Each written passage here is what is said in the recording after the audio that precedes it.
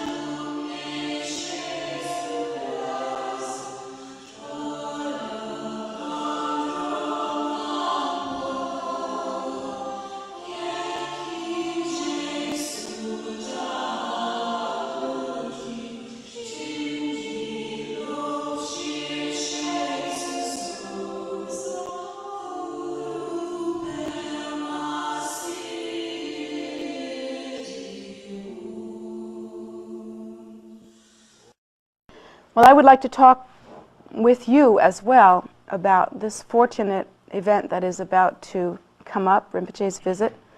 The reason why this is so important to me, of course, is because Rinpoche is my root guru, and I feel about him as I would about Lord Buddha himself. To me, Rinpoche is a living Buddha, and he's everything that there is. There isn't anything else besides Rinpoche. And I feel comfortable saying that because in my practice, I try to understand the true nature of the guru rather than thinking of the guru as a man or somebody out there,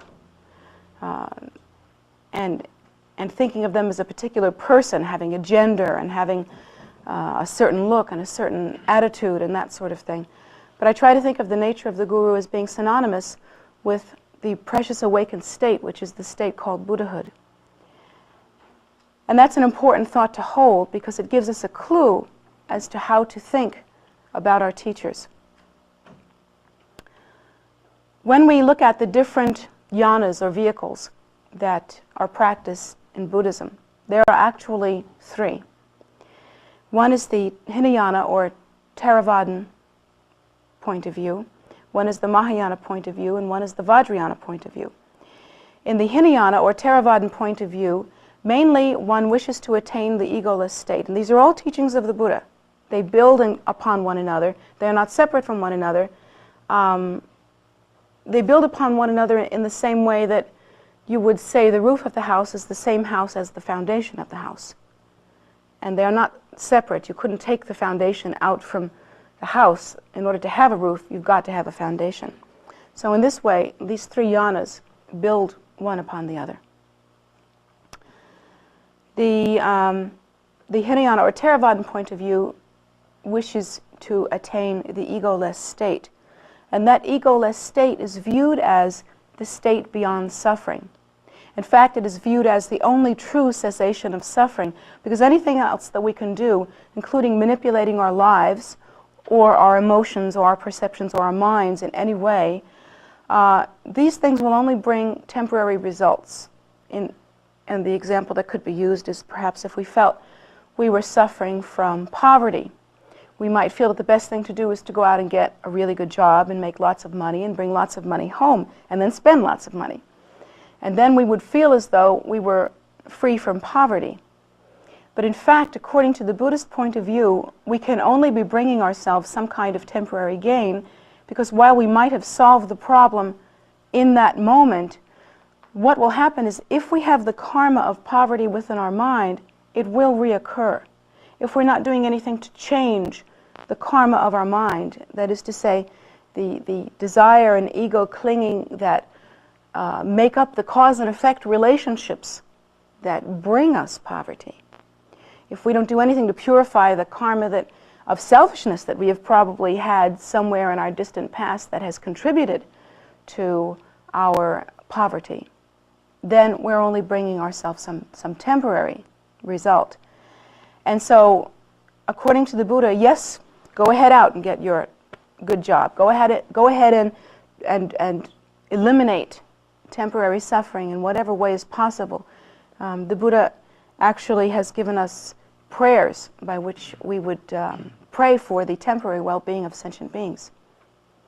Yet at the same time, we should understand that this is temporary benefit, that it arises from cause and effect relationships that come in the world, and that the only real ultimate benefit does not arise from the world. It is extraordinary, it is particular, in that it does not arise from the world, and its result is not of the world. Because the result, when one practices properly, would not only be the alleviation of physical poverty or temporary poverty, but would actually be the cessation of all suffering associated with poverty or anything else, so that there would be no cause and effect relationships that create or build up poverty. And that is the ultimate goal. That goal is only attained in the egoless state, when desire ceases, as desire is the cause for all suffering. When the ego is no longer clung to, so that cause and effect relationships no longer arise, there are then no more building blocks by which suffering and ordinary view can be built. In the Mahayana point of view, one actually practices the egoless state, yes, but one really concentrates on, one really thinks about the accumulation of meritorious activity, and particularly one practices compassion. That is the main bone and muscle of the Mahayana view. It's the practice of compassion. Compassion is considered to be, upon awakening to the primordial wisdom state, indistinguishable from one's own nature. That is to say, one's nature, when revealed in its awakened state, always results in compassionate activity. So it's indistinguishable from one's own nature. But in another view, compassion is also considered to be, for us, an antidote. We practice compassion as an antidote, actually, to selfishness or self-absorption. And in that way, we are still practicing the egoless state. We are still practicing the cessation of desire, because we are practicing in such a way that all sentient beings are equally important with ourselves, to the degree that our lives become like a vehicle for bringing benefit to others. That very practice, and nobody comes by it naturally, nobody wakes up suddenly with great compassion. Everyone starts off the same way, practicing compassion in a very controlled, contrived, actually, in the beginning, and disciplined way. I have a lot of people come to me and say, well, I can certainly never be a Buddhist because I'm not very compassionate and I don't much care what happens to everyone else. Well, welcome to the club, because neither does any other sentient being until they practice real discipline. If you have a real caring for the welfare of others, and if you do things in your life that brings about happiness for others, it's because in some time in the past you have done something to purify your mind stream. You have practiced. And through some kind of pure act or discipline, you have loosened up that fixation that every sentient being has on ego. All sentient beings have as the basis of their perception the belief in self-nature as being inherently real, and a fixation on self-nature. And that fixation on self-nature always results in activity that brings about the confirmation of self. Everything that we do, often even kind things, bring about the confirmation of self, or the continuation of self. We're all trying to be happy. So when we engage then in compassionate activity, we do so in a very disciplined fashion. We begin, for instance, by saying wishing prayers in order to bring about benefit to sentient beings. Well, that doesn't come naturally to us. You know that it doesn't come naturally to us. As little children, as young adults, and as full-blown adults, we're thinking about what we can do to be happy. We're thinking about our jobs, we're thinking about our families, we're thinking about our lives, we're thinking about how to make things all right. And so we begin to change that clinging by beginning to engage in wishing prayers. And we go on from that to actually accomplishing meritorious deeds. We actually begin to practice for the benefit of sentient beings. We actually begin to shape our lives into what can be considered a vehicle by which we will be able to benefit sentient beings. We make our lives a vehicle in which we attain enlightenment. And in attaining enlightenment, we are then of ultimate benefit to sentient beings. So we really think in that way, and we try to do what we can to feed the poor and heal the sick and that kind of thing. Now, in the Vajrayana point of view, the meat and bones of the practice is the practice of pure view.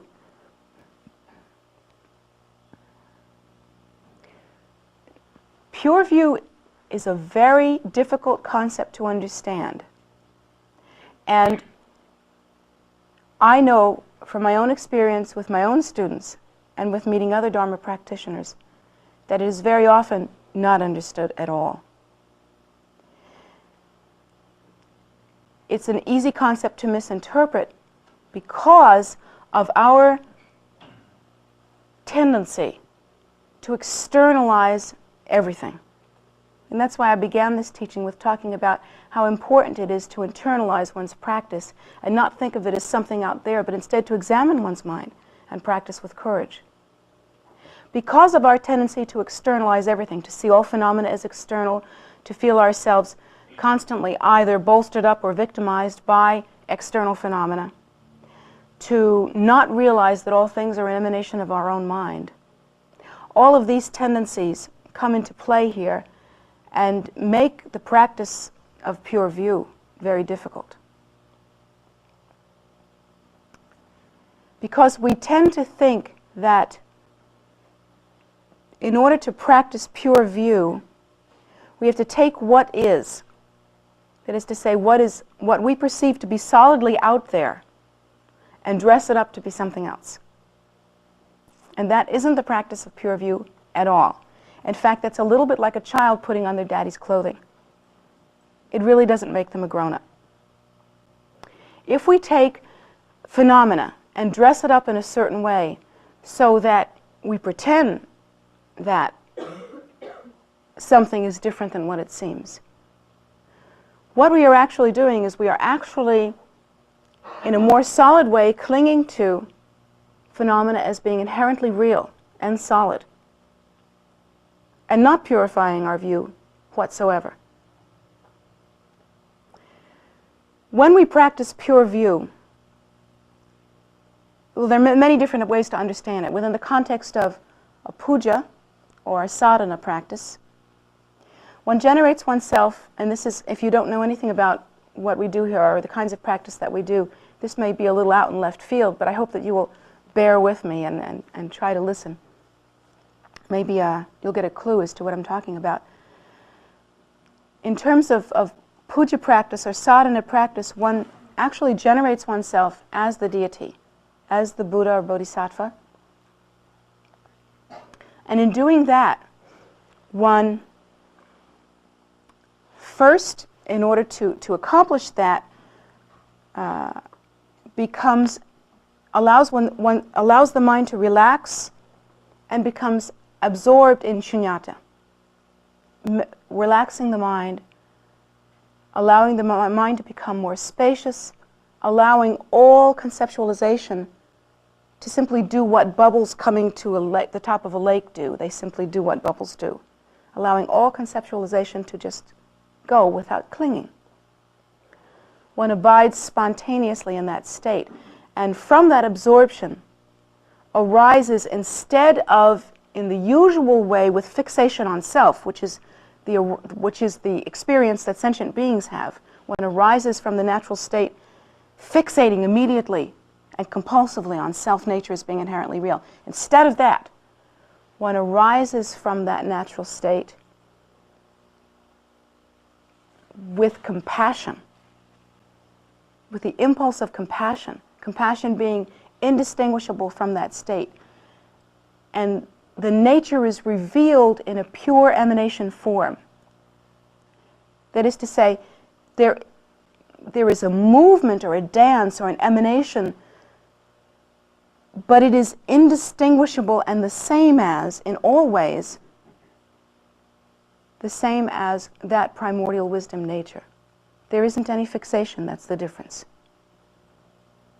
One views one's nature to be that pure, spontaneously arising, naturally complete emanation form. So when one meditates upon oneself as the Buddha or Bodhisattva. As the Buddha or Bodhisattva, one does not have ego clinging. The qualities of the Buddha are pure. They are luminosity. They are compassion. They are stability. Like that. Without making a grocery list. Having all the qualities of the nature without any fixation on ego or on self-nature as being inherently real. So there's no desire. There's no need to view phenomena as being relative to self because there's no clinging to self. Perception then doesn't take place in the way that it does for sentient beings. That is to say, it is not based on ego clinging.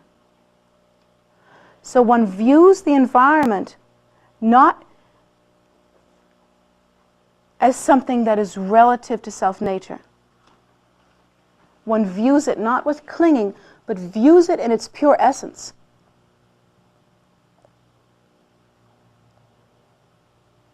One doesn't change the environment, but instead one views it in its pure nature, in its pure essence, without the ego clinging. One realizes the nature of that. Now in the puja, you're going to hear that you're going to visualize the phenomena as a celestial palace or some such thing. But do we understand what that pure view really is? It is understanding the environment in its true nature. As a spontaneously arising, naturally liberated emanation, free from contrivance, free from clinging. And the mind remains stable in that. All sentient beings are understood to be that nature as well. They are understood in their essence, and they too become the Buddha. So that is the pure view in the sense of sadhana practice, in a nutshell. This is really serial box top version. Now back to the teacher, because that's where we started. When we see the teacher, in Vajrayana devotion is very important. When we see the teacher, we are told again and again and again that we should have that devotion, we should cultivate that devotion. P.S. Nobody is born with devotion. Again, I have had so many students come up to me and say, I just don't think I could practice Vajrayana. I just don't have that kind of devotion. Well, again, welcome to the world, because nobody does. If you naturally feel that devotion, if it naturally arises, first of all, you should examine whether you are really having an emotional experience. If you're having an emotional experience, don't put much stock in it, because like all other emotional experiences, it will go away. They come and they go. You know that. Emotional experiences are all temporary. If you find that you're having a truer and more stable feeling of devotion, then I would say that generally that means that you have practiced at some point in the past, and through discipline, you have a sense of the nature of the teacher. But it always happens through discipline. It always happens through practice. At some point. What is this devotion? What is the basis of it? What are we supposed to be feeling here? What is this? What is this pure view we're supposed to have with the teacher? The most unfortunate thing about sentient beings is that when they try at first to practice pure view with their teacher, what they do is generally what they do when they practice pure view with anything else. They take the teacher and they dress it up. And they try to make it look like something else. They decide what the teacher's supposed to be. The teacher's supposed to be virtuous. Well, they decide what virtuous is also. then they decide the teacher is supposed to be kindly in a certain way, or a teacher is supposed to physically look like something. And what they do is they pretend that the teacher that they are viewing doesn't look like what they see, but instead looks like what their idea is about what a teacher should be. Well, you might as well be out playing hockey, because that has nothing to do with pure view, and it really isn't accomplishing anything at all. In fact, it can really sink you in deeper into just the very kind of rigidity and ego clinging that you want to get away from. How should we practice pure view then? Well, when we look at the teacher, it's not our job to manipulate phenomena. That's not what we need to do. We're not in charge of it, and frankly, it does no good. What we need to do instead is we need to understand what the nature of that appearance truly is. We have to look past the way our perception looks at external phenomena, and we have to see that the way that we look at external phenomena occurs because of our concentration or fixation on ego as being essentially real and very solid. I mean, even in the very simple ways in which we perceive a person who is outside of us. I perceive you as being so far away. So far away means so far away from me. How far away you are from me depends on, it's a relative kind of thing. It depends on how big I am. I can understand how far you are away from me according to how big my body is and how big yours is. You see what I'm saying? I can understand whether you're alive or dead because I can come up to you and I can feel whether you're hot or cold. Hot or cold is relative to me. If I were a lizard, cold would be different than what it is to me as a human. So everything that occurs in that kind of perceptual field is relative, and it's really relative to that fixation on self-nature as being inherently real. When we look at the teacher, we ought to try not to look that way. We ought to try not to say, well, he or she is short, or so far away, or color skin, or gender, or whatever, personality. We ought not to be looking in that way because that kind of perception is the same ordinary perception that we have been doing since time out of mind. Hasn't gotten us enlightened yet. It's probably not going to get us enlightened now. So we don't want to think in that way. But instead, we should be thinking of the teacher in a different way, a way that requires some discipline. And it has nothing to do with spontaneous emotional reaction. So stop waiting for the Hallelujah chorus, because that doesn't matter. In fact, if you hear it, it's the wrong religion anyway. Just a little joke there.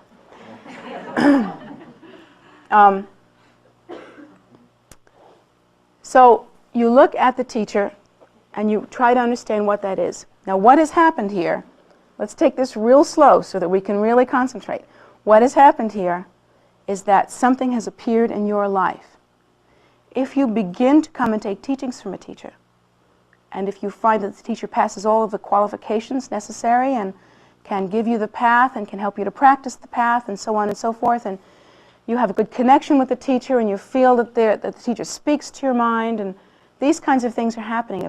If all of the qualifications, which I have gone over in different classes, in other classes, and you can get tapes on it for yourself, have been met, and you are being taught a pure path, and that pure path has led others to enlightenment and will lead you to enlightenment, and it comes from the mind of the Buddha, then you should think like this. You should think the appearance of that teacher in my life has brought change, and you should examine that change.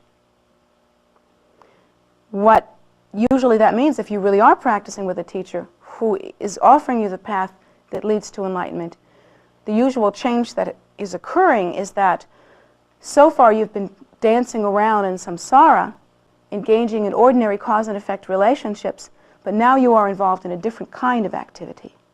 and that different kind of activity results in enlightenment. You are practicing a path. You are taking teachings. You are learning about your mind. You are having your mind, you're actually having your mind revealed to you. The nature of your mind is being revealed to you. You actually are engaging in the stabilization, the gentling, the purifying of your perception, so that in time to come you will be able to view your nature as it is, suchness, in a stable and effortless way, without fixation on ego. This process has begun to happen. There is no other process like that. That kind of process cannot occur under ordinary circumstances. I mean, you won't just like go to the gas station and suddenly have the nature of your mind revealed to you. It's not likely that that will happen. If it does happen, it's because you practiced so hard in the past and your mind was so ripe that anything could have done it.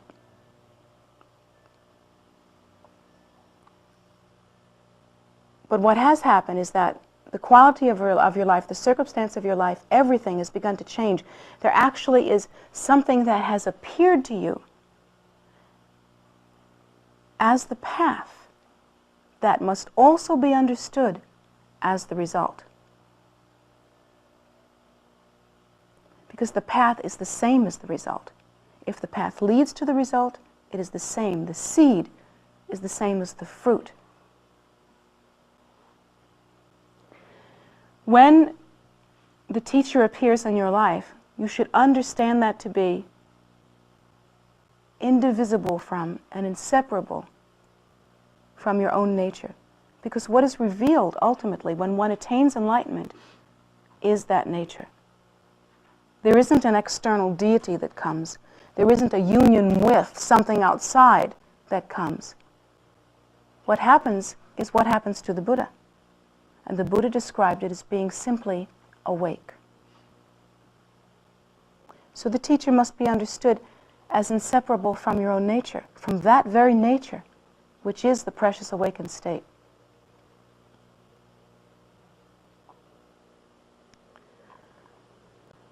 What does the teacher bring to you? The teacher doesn't bring to you cornflakes, doesn't bring you breakfast. Teacher doesn't bring to you necessarily ordinary things in your ordinary life, but what is actually being brought to you is the method or the way by which one might attain enlightenment. The way in which that was originally brought to the world according to our teaching in this age is through the miraculous appearance of the Buddha. So that teacher has to be understood. Now hear this is the important part. Has to be understood as an extension of the Buddha's miraculous compassion. When you look at the teacher then, you're not going to be changing his or her clothes. You're not going to be looking at how short or tall he or she is. You're not going to be looking at gender. You're not going to be looking at personality. You're not going to be looking at any of those things. What you're going to be looking at is the appearance of the Buddha's miraculous intention in the world. That compassionate extension, which is the lifeline by which all of us will achieve supreme realization. So you look at the teacher and try very hard to realize that essential nature. The basis is the same as the path. The path is the same as the fruit. What we see is the dance of enlightenment. What we see is the nectar that we drink in order to taste the nature that is our nature and to achieve the state that is beyond suffering. So with discipline, we should learn to view the teacher in its essence. It doesn't mean pretend the teacher isn't a certain way. And one of the things that I catch students doing that is really a problem, actually it's a symptom, it's an indication of a problem, That is, that if the teacher does something ordinary, like burp, I hate to be crude, but what the ordinary things that people do, have digestive problems, or blow their nose, or make a joke that doesn't fly, or something like that. What I see students doing on a regular basis is to say, oh, that must be miraculous. No, it's a burp.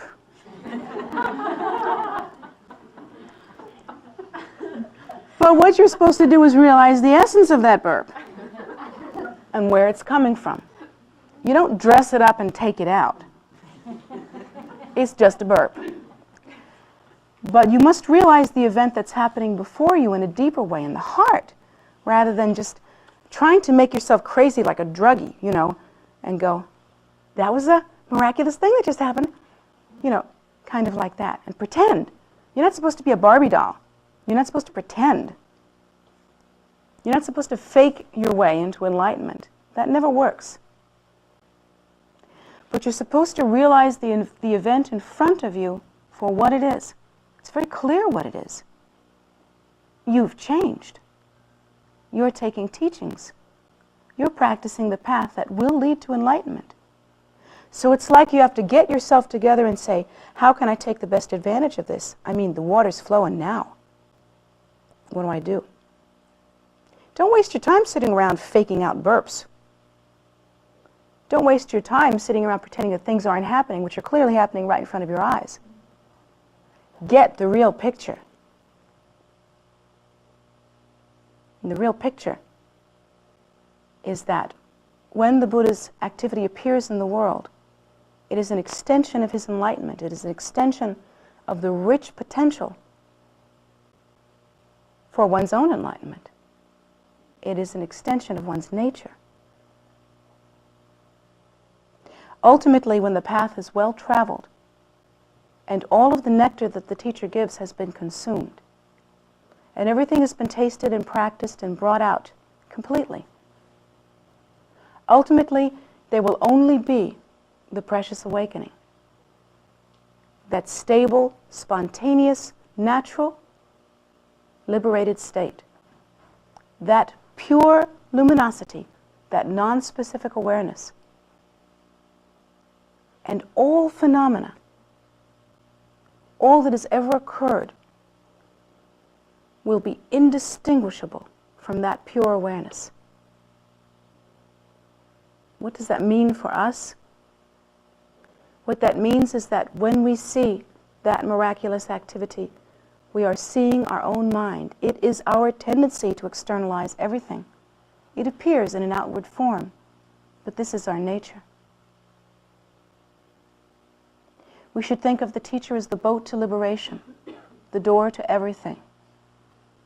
We should think of it as the nectar of our own minds. We should think of it as our own mind.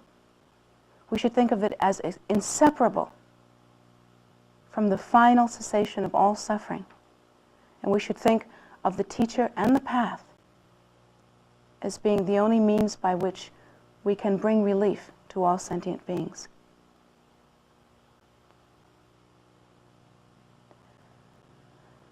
So when a teacher, such as my teacher, comes to the world, I have to think how I can best take advantage of it. And I'm talking to myself right now, because these are important things to think of before such an opportunity as this comes. I hope that you will make some attempt to try to practice this pure view in this deeper way. I really hope that you won't allow yourselves to simply dress up phenomena in a way that you think is holy, but allow yourself to sink deeper into a purer kind of perception and understand what's in front of you and be able to take advantage of it.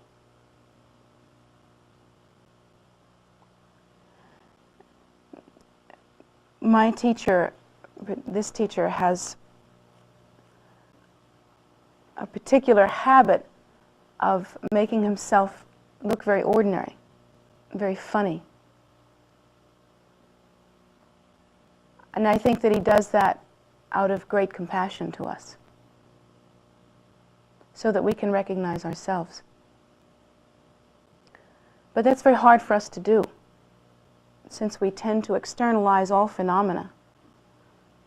We see him as a funky man. But in truth, he is our nature, appearing in the world in a form that we can understand and can consume. And that's a very kind thing to do.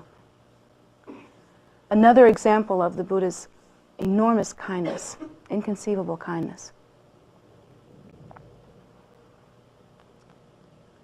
So I hope that when you meet him and when you see him and when you develop a real connection with any teacher that you feel can nourish you, you will try to practice pure view in that way.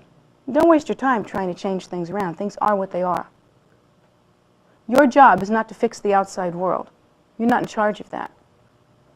I mean, nobody has ever given you that job, and even if you took it on, it would be strictly volunteer work because you'll never get paid for it. Your job is to do something about your own perception, because that's the real event that's happening here. It's a perceptual thing. We externalize phenomena so we don't see our own nature. We remain fixated on self so we don't taste our own minds. We have no acquaintance with our nature. So what we should do then is to practice pure view and purify that perception. Stabilize the mind, relax the mind, so that that nature can be viewed in its pristine stability. So I thank you very much for coming today, and I really hope that you enjoyed this teaching. And the thing that I say at every teaching, and probably will have to say again today, is that this teaching will be valuable to you if you practice it in some way. If you are a Buddhist, you know how to practice it. If you're not a Buddhist, I hope that you will still take it into your heart and examine your own mind with courage. Examine it. And try to practice this kind of purity in whatever way is possible for you.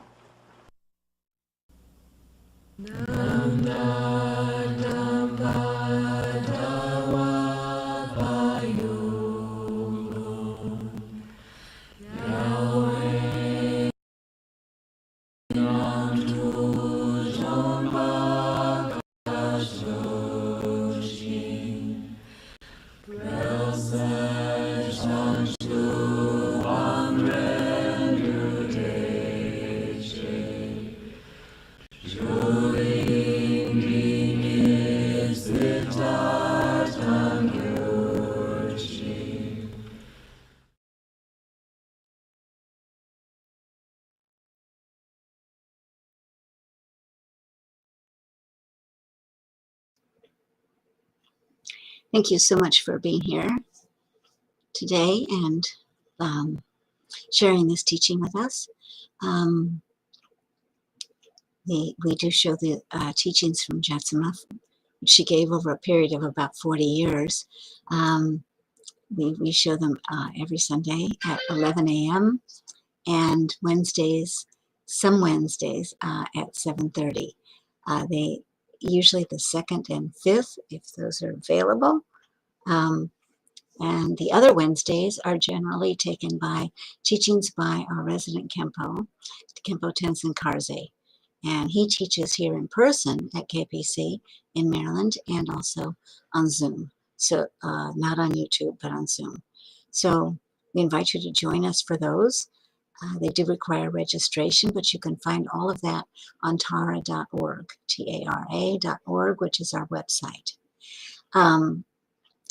In terms of special teaching coming up, on the 11th to the 17th of this month, we're going to have a POA retreat here at KBC, and it's going to be led by two very special Khenpos. One is the Khenpo Karze I mentioned before, and the other is Khenpo Tenzin Norgay, who currently teaches in New York City and has been here at KPC multiple times He is just a wonderful, wonderful teacher. It's going to be a week-long retreat, including Amitabha empowerment and Bardo teachings, and also practice sessions, so that at the time of your death, Hoa is the practice of transferring in your consciousness when you die.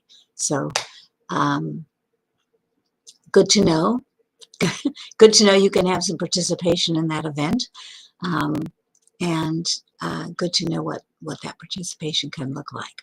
So, I invite you to join. You can find out information on that. Also at tara.org, there's a little widget on every page, little red guy.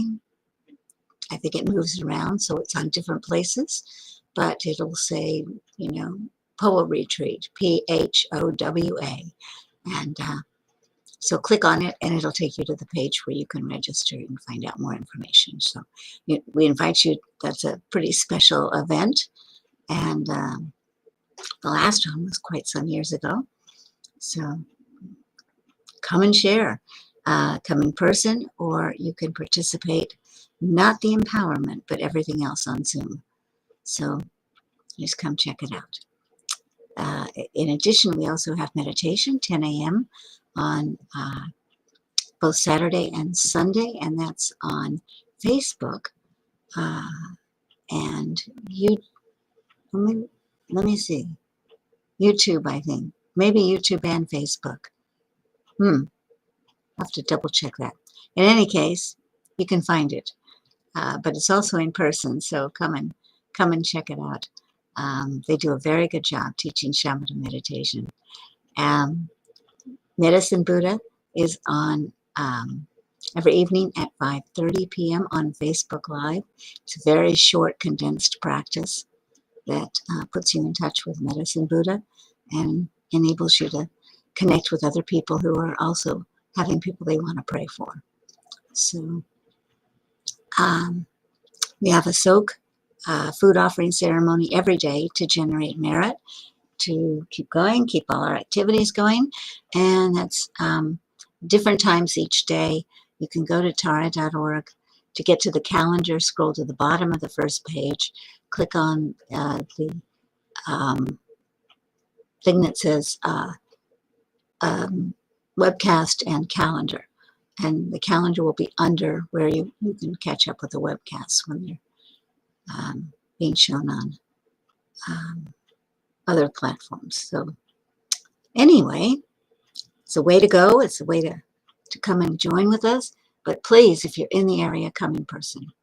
Very much would love to see you. And we hope you do. So thanks for coming. Thanks for joining. Hope to see you next time.